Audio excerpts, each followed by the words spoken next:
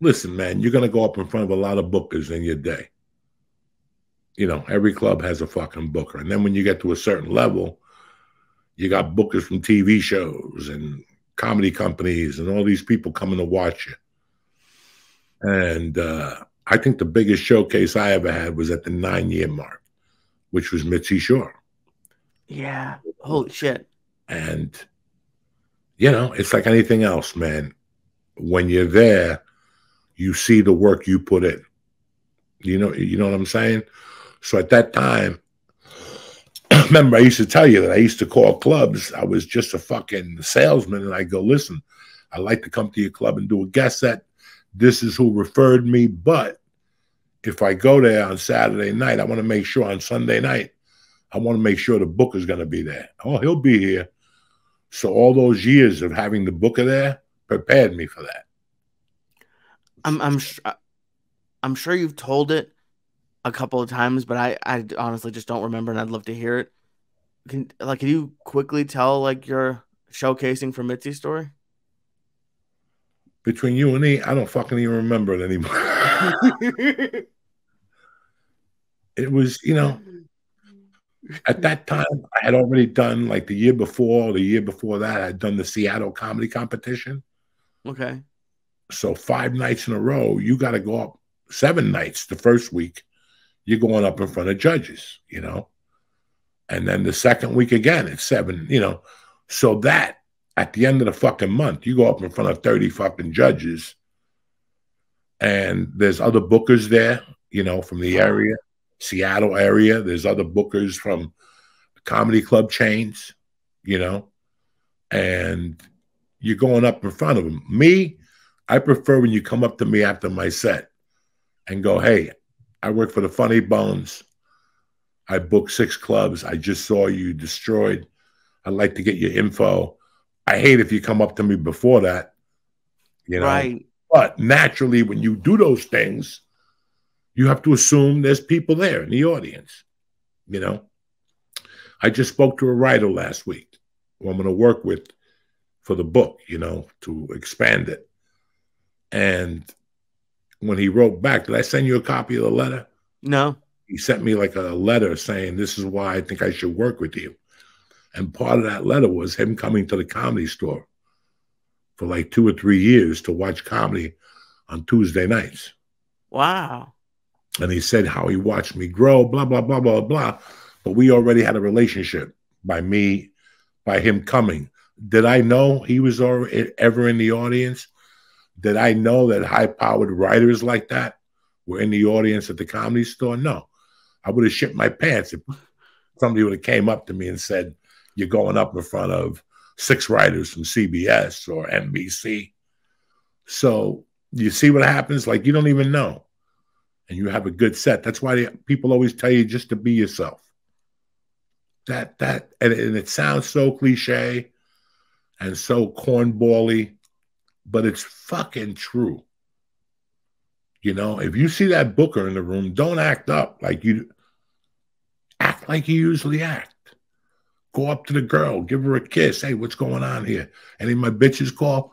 That he's watching everything. You have to assume they're watching every move. From the minute you walk in that showroom to check in, you know, whatever, who's talking to you, your manager, and then you go up there and you deliver the fucking goods. But the most important thing is to be yourself. Like I've seen great comics showcased with great things. They had a set that person came to see, right? That person came to you and said, hey, last Thursday night, I saw you at the Improv and you were fantastic, or the Laugh Factory. You think you could do that next Thursday night? I'm going to bring everybody from the Tonight Show out to see you. You know what? Like a guy like me, an idiot like me, would show up with a whole different 10 minutes. I knew that's what you were going to say. Oh my God, really? Yeah, an idiot like me would show up with new 10 minutes to show you that I'm fucking Johnny Extraordinaire. It all depended on what part of my career you caught me at.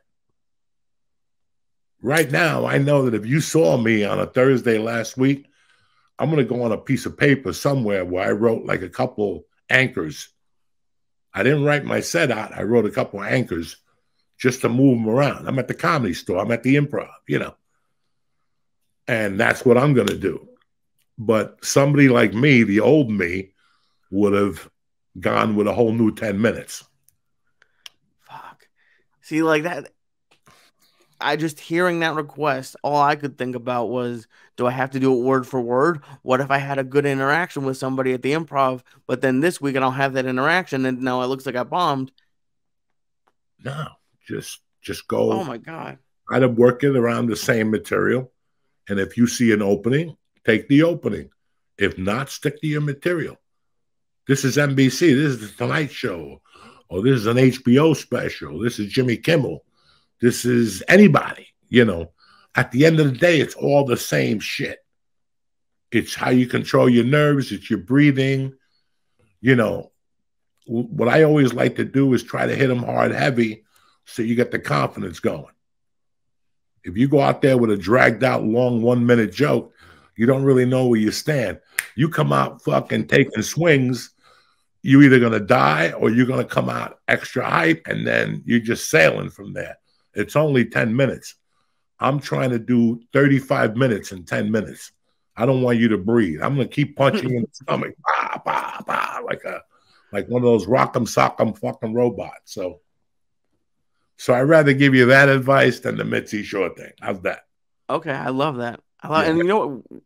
We didn't. I don't know if you want to go back there, but we didn't even talk about your Thanksgiving. How was your Thanksgiving?